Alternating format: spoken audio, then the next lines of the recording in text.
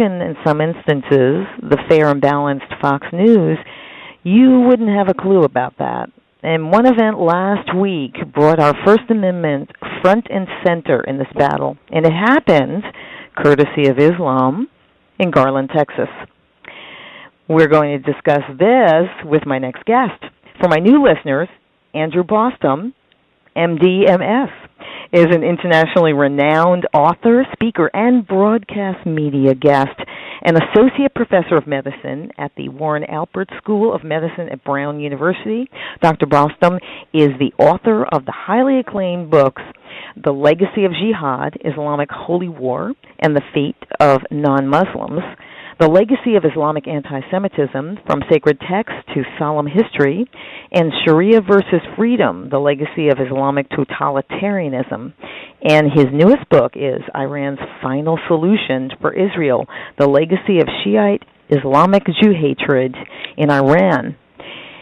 Dr. Bostom's articles and commentaries on Islam can be read in such news outlets as the New York Post, the Washington Times, the New York Daily News, National Review Online, the American Thinker, PJ Media, Front Page Magazine, Family Security Matters, as well as other well-known online publications.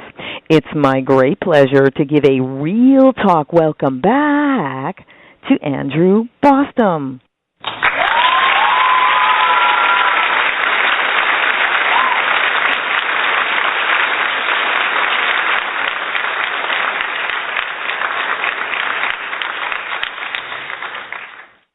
Welcome back, Andy. Thanks for having me on again. It's great. It's so great to have you back with us, and we have a lot to talk about here, so we're going to jump right into this. This past week has revealed, in my opinion, the cowards on our side. It took my friend Pamela Geller to reveal the traitors to free speech. Now, Andy, in a piece after the Garland, Texas event, you wrote, the central defining feature of this deliberately self-bowdlerized conservative media mindset, epitomized by O'Reilly and Ingram, is denial of Islam's prophet Muhammad's prototype behaviors which sanction violent jihadism.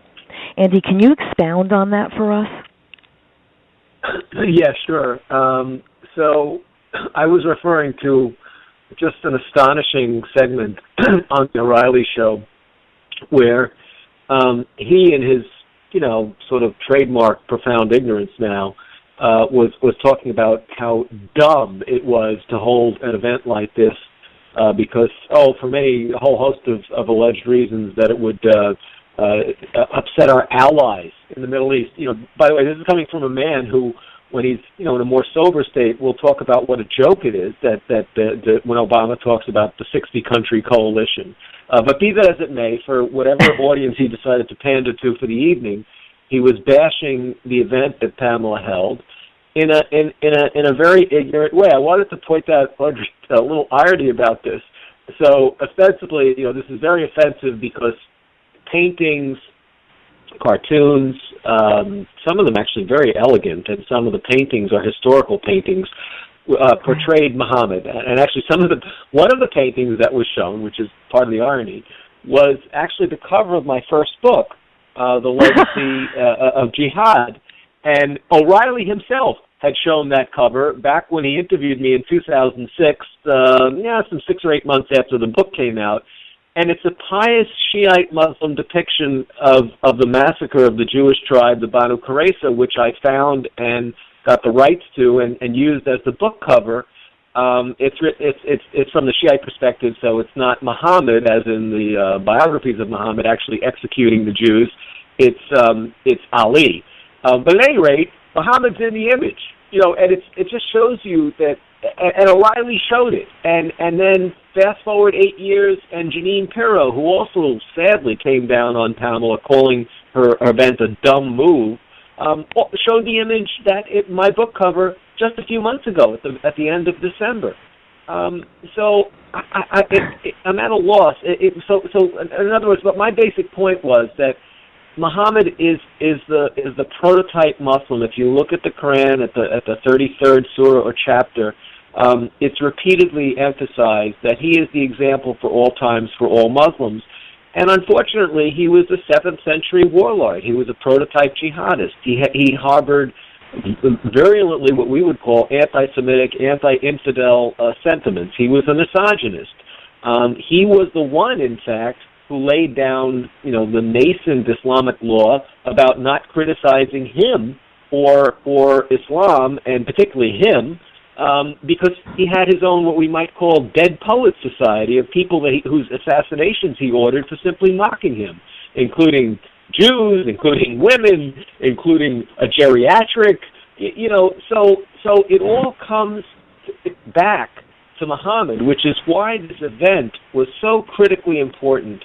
And, of course, lost on O'Reilly is not only that, but I thought it was journalistic malpractice on the part of virtually all of Fox, that they didn't sit down and watch the 3-hour video, which my friend Tom Trento recorded live, and then did a half-hour summary of it, and they would have seen a rather staid event, which was really emphasizing the history of images of Muhammad, why it was important not to succumb to Sharia blasphemy law. I mean, none of that was addressed in any of these criticisms at Fox News, let alone the left media. Exactly, and just to find it interesting that with Charlie Hebdo, they were focused on the attackers, and here they become the attackers, and they're focusing on Pamela. Absolutely, you're absolutely right, Audrey, and it makes you think that. We consider, those of us who are politically conservative, consider Fox to be, a complete alternative to the mainstream left media. Right.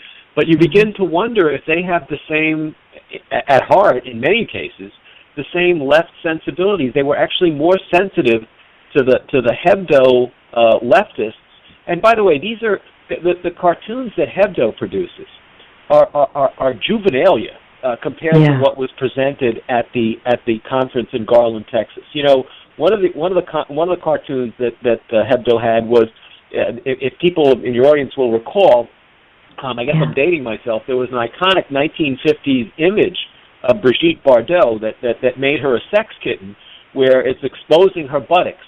Well, so the Hebdo, high school students over there, grafted Muhammad's head onto her body, and then the caption in French says, "Do you like my tush?"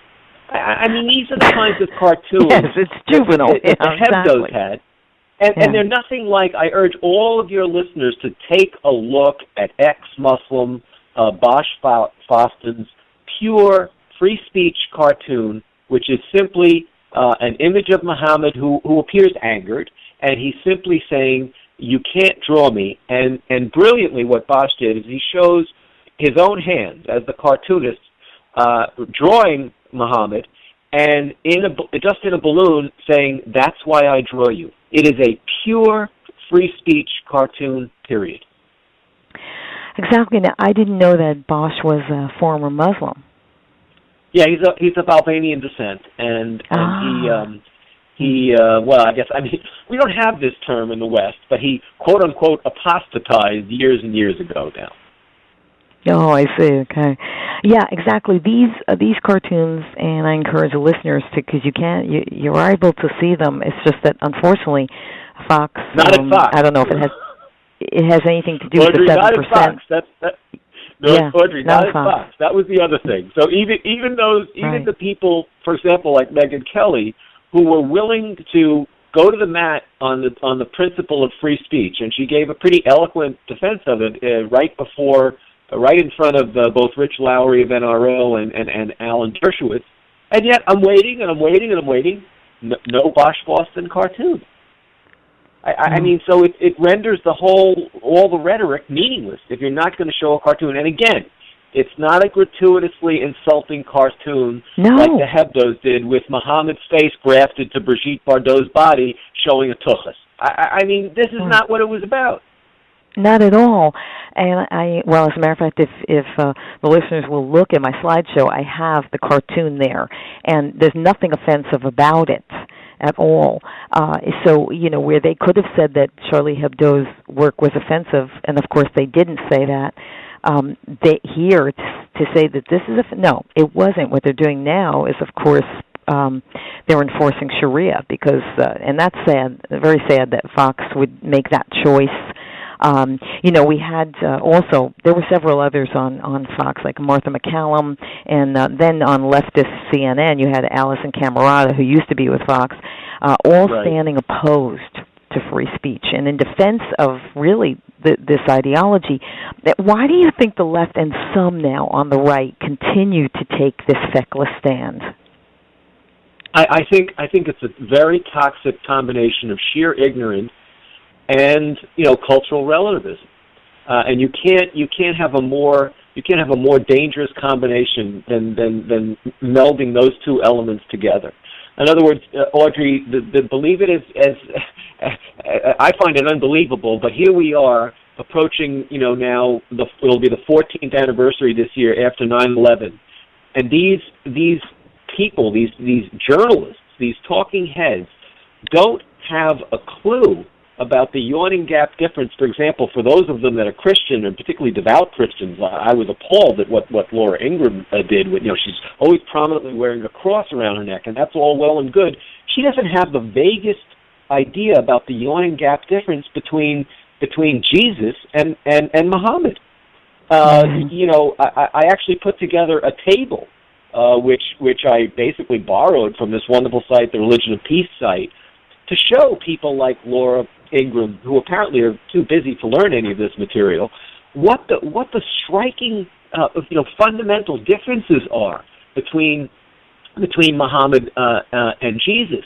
I mean, when you put it in a tabular form, for example, I'll just give you a couple of highlights. Beheaded 800 Jewish men and boys, and I give the citation, and then of course that's Muhammad, and then next to that is Jesus, beheaded no one. Murdered those who insulted him, of course that's Muhammad. Preached forgiveness, that's Jesus, with the citation. Married 13 wives and kept sex slaves, of course that's Muhammad. Was celibate, Jesus. Slept with a 9-year-old child, and this is in the Muslim sources. I'm sorry, that's Muhammad. Did not have sex with children, and it just goes on and on. Was ordered crucifixion, Muhammad, of course. Was himself crucified, Jesus. I mean, how fundamental do you have to get to these people to just open their eyes and cut all the blather? Yeah.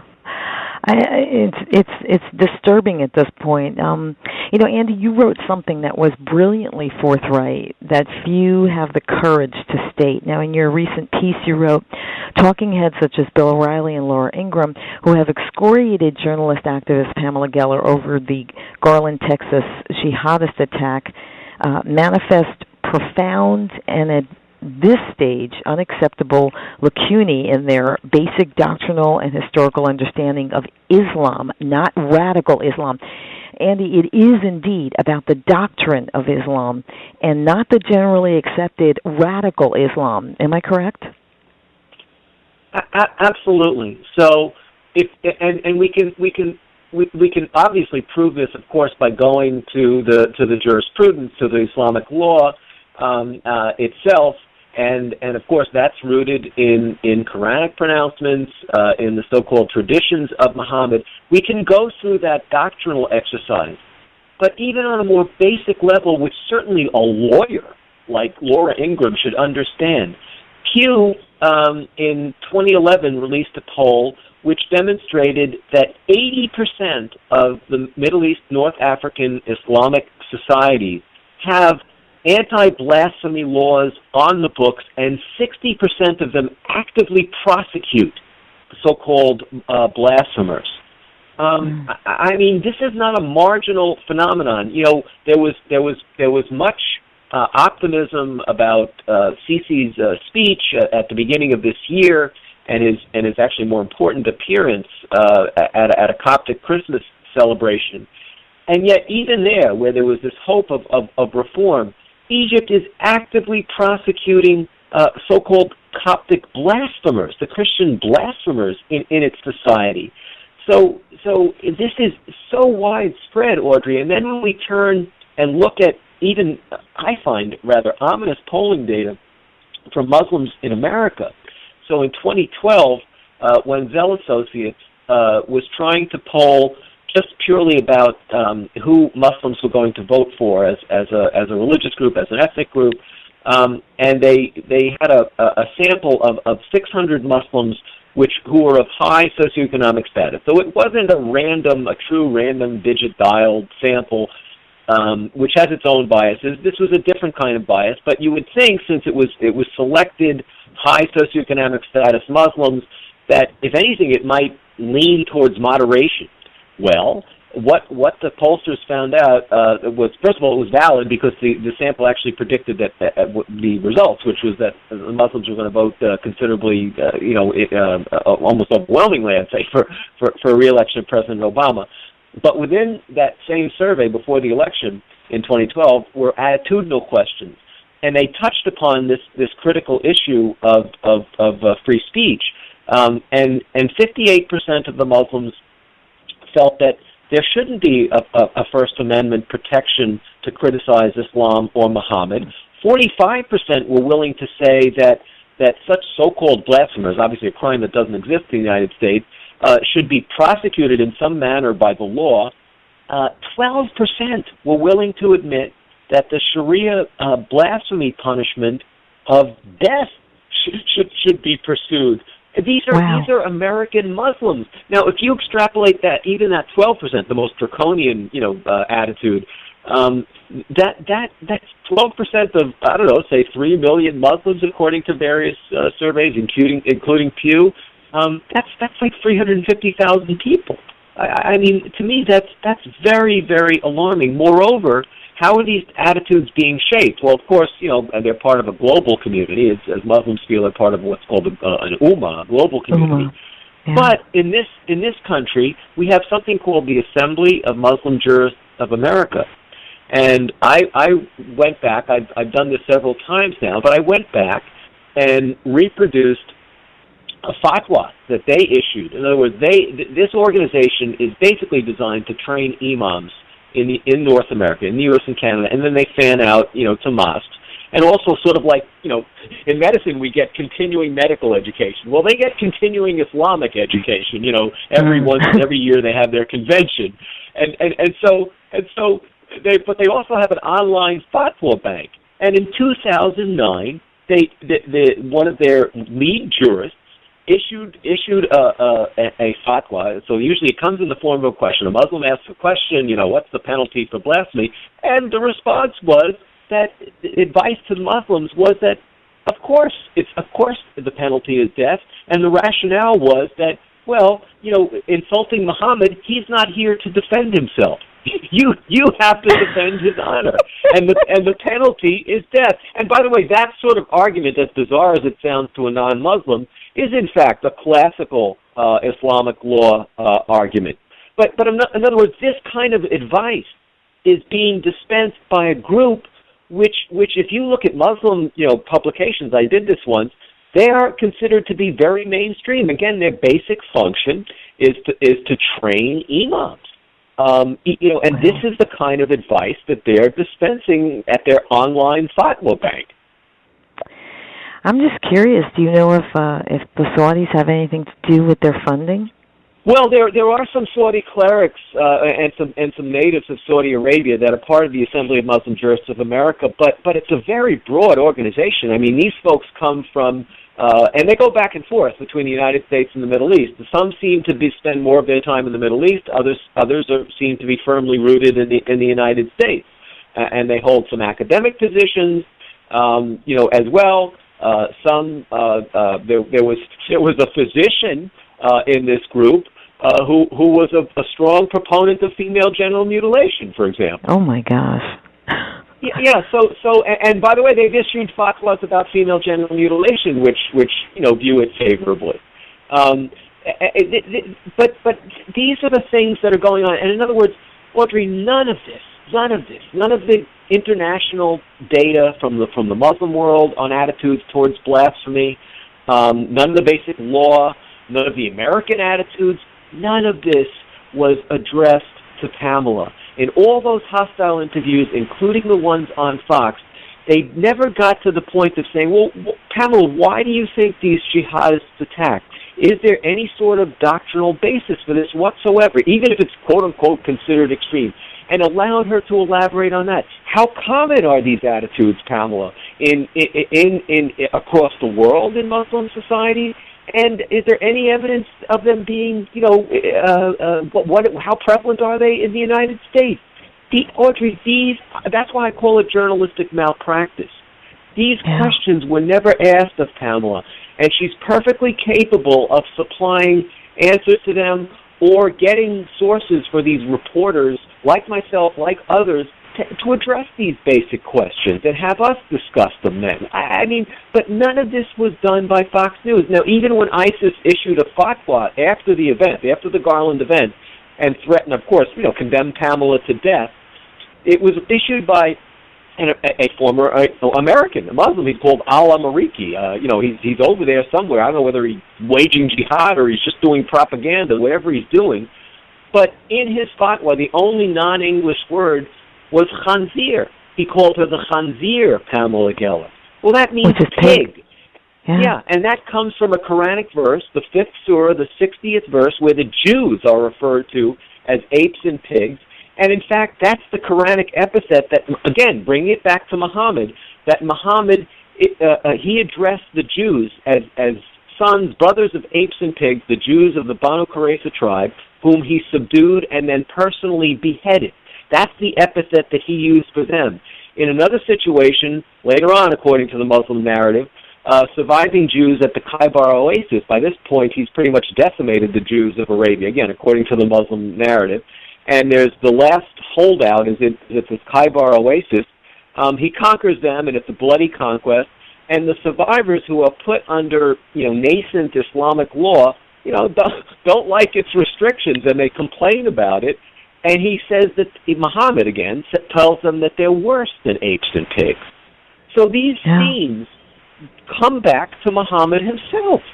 And actually, Pamela, to her credit, did mention that about the use of the word khanzir, because Hannity reported the fatwa. And by the way, Hannity has been the exception over at Fox News.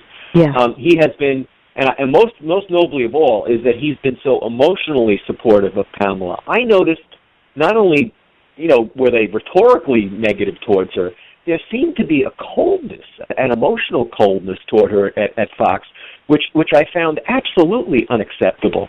It was just as if she were expendable, as a human being, and emotionally too, that they had to distance themselves from her. But at any rate, she corrected Sean at one point and said, "Sean, you left out the word that they used before my name in that fatwa by ISIS. It was khanzir," and then she just briefly went on to explain it. Right, and I agree with you. I noticed that as well, and it was really reprehensible. It really wasn't characteristic of what we expect from Fox. I don't know if they've been going to sensitivity classes or what, but you know what I mean? Because it was an overall attitude that was intolerant of her. And of course, except for Hannity, because I had great and cold, Audrey, and cold. Yeah. Did you notice? Am I just projecting? I noticed that they seemed very cold towards her. Martha McCallum. In particular, it was shameful. It was hostile. It was emotional hostility toward Pamela, and really is not acceptable, and it's not something you expect from Fox. And again, one of the biggest disappointments to me was Judge Janine. She had this interesting opening monologue, and then at the very end of it, my heart sank, really, because she referred to it as a quote dumb move, and then right from that, at the end of her monologue, she goes right to the interview of Pamela, and that too was basically a hostile interview, and I was just really appalled by that. It was so unnecessary, and again, none of the basic issues, and I can tell you, I've given a quote unquote briefing, to Judge Janine on many of these issues, and there was absolutely no reason, particularly as a judge, that she couldn't have asked some of these questions, doctrinal questions, prevalence questions in terms of attitudes towards blasphemy law internationally and in the United States. None of that was discussed. Instead, it was rehashing, like the inside baseball crap that went on at Fox News. Well, this one says you're dumb, and this one says, it was nonsense. It was a nonsense interview after that. Yeah, exactly. And I was still trying to understand where the hostility was coming from, because basically it was a total disrespect of Pamela and any knowledge she possesses on the issue. Exactly. Yeah, it's as if they weren't looking for answers. Who supported the free speech principles, I noticed that as well. Right. I thought there was a very condescending editorial by Bret Stephens in the Wall Street Journal, where he acknowledged that there was a free speech question, and it was in the forefront, and then he went on to cast aspersions on Pamela Geller as a Middle East analyst. And I'm thinking to myself, well, first of all, that's not her major role, and second of all, quite frankly, she knows infinitely more about Islam than he does. I mean, what kind of pompous arse is this fellow? And he's been dead wrong about so many policy issues in the Middle East. One time I even witnessed him admit something about the Gaza withdrawal. I mean, everything was just sort of done in a way where even those who sort of grudgingly defended her had to cast aspersions. It was so appalling. Megyn Kelly was outstanding on the issue of free speech, and yet she didn't show Bosch's cartoon and didn't have Bosch on. So it sort of undermined everything noble that she was trying to do. And I really found, again, I was left feeling hopeless about Fox News, with the exception of Hannity, who also, unfortunately, was apparently under this interdiction that they can't show the Bosch's cartoon, but at least he let Pamela speak, and he was emotionally supportive, and that to me, was very reassuring. Yeah, that was absolutely, and I mean, we even had people like, and I know you wrote about this. We even had people like Donald Trump, the business magnate, who, honestly, in my opinion, should stick to real estate and casinos. He chimed in, and it was like Putzarama here, because instead of supporting free speech, he calls her Pam Pryor. Did you notice that? Did you notice that, Audrey? He calls her Pamela Pryor. Yeah. Maybe that's one of the call girls he goes to or something. I don't know. I mean, it was just absurd. He says, this is what he said. I'm one that believes in free speech probably more than she does. And my response is, yeah, right. What are we dealing with here? Like epic idiocy and cowardice? I mean, in his case, yes. I was waiting for like the Amazon drone to land on his mini helicopter landing pad of a hairdo, or something. It was theater of the absurd stuff, For him to even enter the fray when it comes to this, exactly. He knows nothing. Why did they even ask him? I mean, who cares? He doesn't have a clue. That was like page 6 junk from the Post with him, chiming in on this. Andy, ISIS has, it had involvement, of course, with these jihad attacks. Now, they made a terrorist threat on an American citizen. Shouldn't the FBI be protecting Pamela Geller now? I don't know the ins and outs of that. I understand that she's actually handed them quite an intelligence coup in terms of getting to the computers of these guys. They may be able to connect some things. Let's hope for that. I have heard, in communicating with Pamela, and I think it's out there via Hannity, in the public space, that at least the NYPD is looking into her situation, and what, you may be better off with them than the FBI. Yeah. Yes, because they've been trained by the Israelis, so I can trust them more concerning this than I can the FBI. Honestly, no slam on all former FBI agents, but I trust the NYPD a wee bit more. But your point is well taken, Audrey, that you don't see sort of any public statements about how serious this is from the FBI. I'm not just talking about Comey's sort of general statement about we've got a lot of problems with ISIS supporters across the length and breadth of the United States. No sort of pointed statement about Pamela's situation and how egregious this was, and why they're going to be providing her with something or other. It's just again, it's the same just sort of casting her out as some sort of expendable person. Yeah, which is unacceptable.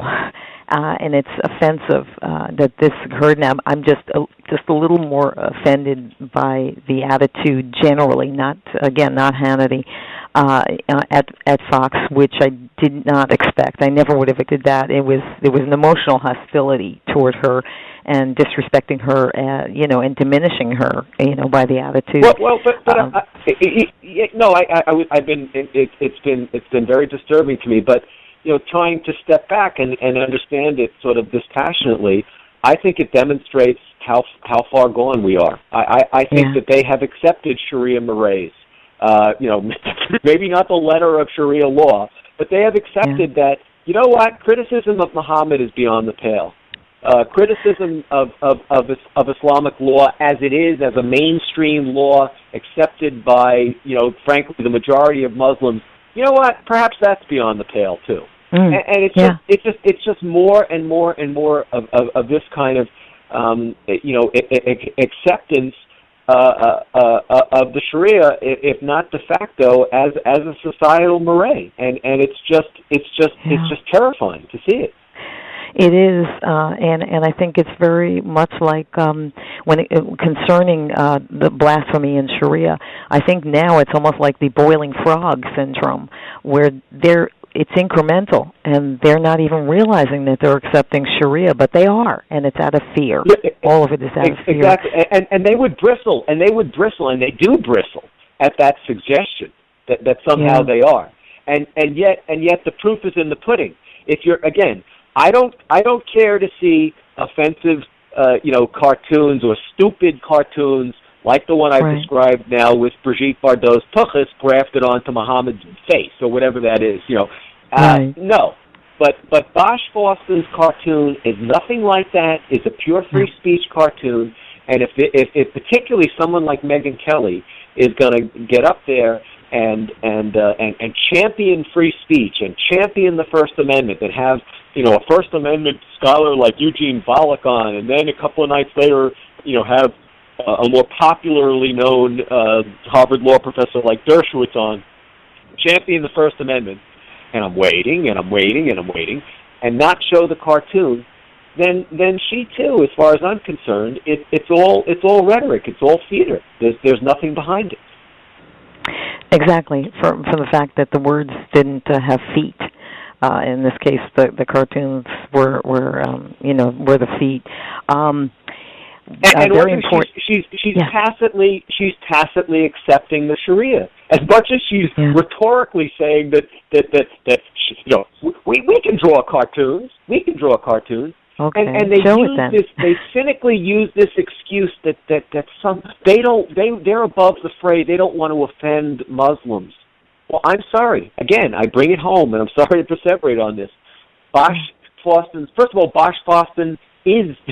has more Islamic background than any of the non-Muslims on Fox, and he is making a free speech pure point.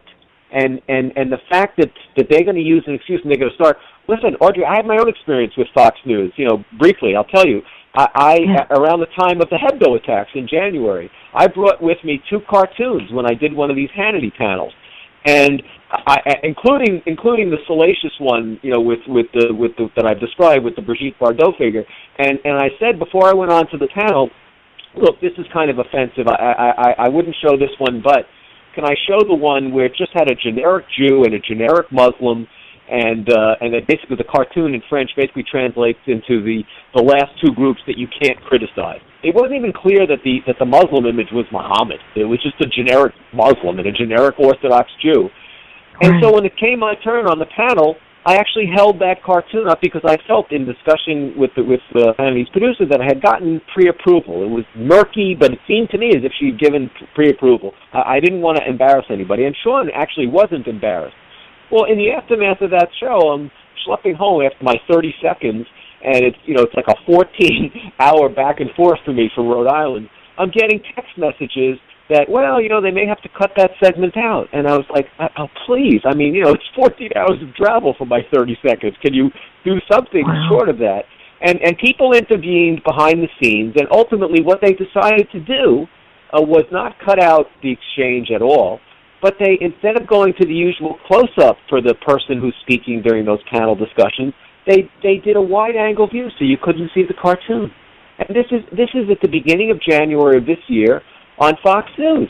And so it was a decision made beyond Hannity. He had no control over it. And I actually asked him after it was filmed, I said, look, I didn't do this as a shocker. I did this because I thought I had approval from one of your producers.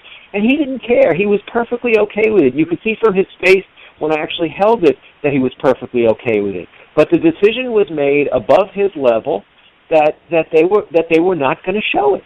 And so there you have it. And so I wasn't the least bit surprised when they wouldn't let Bosch on with his cartoon. As a matter of fact, when he was on with Greta Van Susteren, his one appearance on Fox, he claims that they told him that he was going to be able to show the cartoon, and at the last minute they decided against it. Well, I'm not really sure how much influence the 7% that of News Corp that's owned by Saudi Prince has. Oh, apparently, let's clear that up. Apparently, he's divested, so we can't even blame him anymore. This is coming from an attitude that I would have to call dimitude now at Fox News itself. So we can't even blame Bin Talal for this anymore. Really? Okay.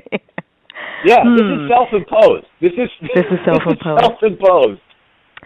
Yeah, it's very. They have to understand how dangerous the dangerous ground that they are now on, because this is what Sharia says. This is Islam. Is Sharia Islamic law, and when you are obeying that, you're putting yourself under Sharia. Why would you do that in the United States? Does that make any sense? They're doing it because apparently they have been conditioned. The violence is a conditioning phenomenon, and it's meant to be. So I remember at the time when they went through what I just described, my appearance with the Hebdo cartoon. One of the background excuses given was there are reporters in the Middle East, and I'm thinking to myself, it's a dangerous area. Let's take it out of the realm of Islam. If you had reporters covering, the fighting in other parts of the world, it's dangerous. There are always danger. If you have reporters, covering a natural disaster, it's dangerous. I mean, this is just a lame excuse. It's a completely lame excuse. Exactly, and if they are reacting to the fact that they can become violent, then they are controlling you. If you allow them to do that, of course, yeah. Of course, but what I'm saying is that, and by the way, Bosch, Fox, Boston, Thoughtful Muhammad cartoons are way down on the list of provocations for groups like ISIS. The fact that Fox News exists is enough provocation for them. That's it, exactly. So if in case they think they're now they're safe by not showing them and by attacking Pamela, I got news for them. They're still looked at as infidels. They're kuffar, so forget it. It's not going to work. Yeah, I mean, there's a whole endless gamut of excuses that can be invoked for these attacks. So, I'm sorry, cartoons is just one of an infinite number of things that they would have to start worrying about. Sure, and that, of course, again, is not an offensive cartoon, what Bosch did. Not at all. As a matter of fact, I think that it really more truly represents the Muhammad of Islam, the anger, the hatred on the face. But it's also a rational, very imaginative depiction of the predicament, of the tension between supremacist Islamic blasphemy law and our most fundamental freedom of speech. And it's done in a very elegant way, and it's done in a way that shouldn't be the least bit offensive. Right. And it is in our most noble traditions of political speech. Right, and free expression, and what the founders precisely had in mind. So for us to curb that voluntarily in any way is dangerous for us, because that's kind of the chink in our armor, and now they're going to just kind of make that a little bit wider every time. Fox is allowing Sharia-adherent Muslims to control the public space with this kind of attitude. Absolutely. And again, what's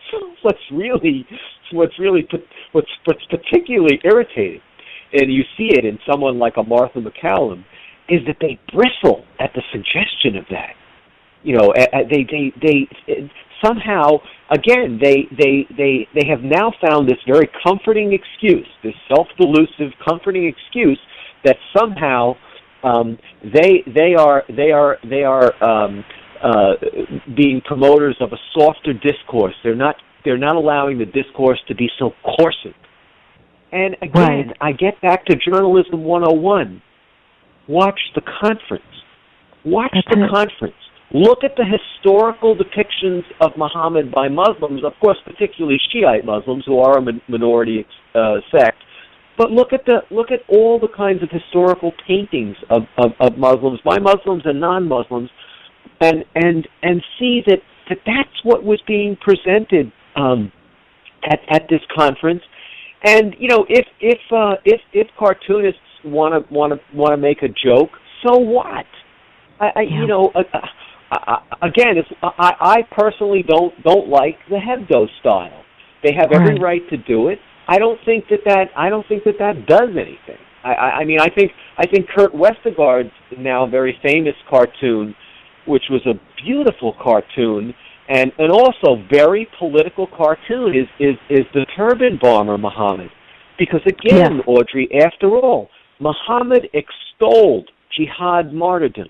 Muhammad is the prototype for that too. It's curious, by the way, he didn't martyr himself, but he extolled jihad martyrdom in the canonical hadith, where I'm paraphrasing, but basically he says it's the most noble thing, and he would like for to be able to martyr himself and come back, and martyr himself and come back, and martyr himself and come back, and so that is how jihad martyrdom became enshrined in Islam. So leave it to Kurt Westergaard to appreciate that, and at the height of the rounds of homicide bombings that were going on, draw an elegant depiction of Muhammad and with a bomb in his turban. I mean, in opposition to the broad phenomenon of jihadist homicide bombing. What is more noble for an artist to do? Precisely. We have our work cut out for us here, but we didn't think we were going to have to, educate, the majority of people at Fox what they're doing. But apparently we do. A very important question here. Please tell the listeners where they can follow and support your excellent work and purchase your books, including Iran's Final Solution for Israel. The best place to go, Audrey, and thank you for the promo, is just to go to all lowercase Andrew Bostom BOSTOM.org/blog. That'll take you to really what's the active site, and then any of my books. And I also wrote a small monograph which might be of interest to people on Haj Amin al-Husani, the ex-Mufti of Jerusalem. Any of my books can be obtained at Amazon. That's the easiest place to go. That's excellent. And, of course, I will have that information in all my social networks after the show, if you don't happen to be near a keyboard or have a pen handy. Andy, thank you so much again for sharing your brilliant assessments on everything, and thank you what you continue to do. I'm sorry for the emotionalism, but it's just been very upsetting to watch. It's very welcome here. No. It's very welcome here. Just understand that. We don't fly the way everyone else does. So you always feel comfortable being who you are. Will you join us again on the show? Yes. Sure. Anytime, Audrey. Excellent. Thanks so much again, Andy. I really appreciate it. And God bless. Bye for now. Bye-bye. Thanks. Bye. Bye.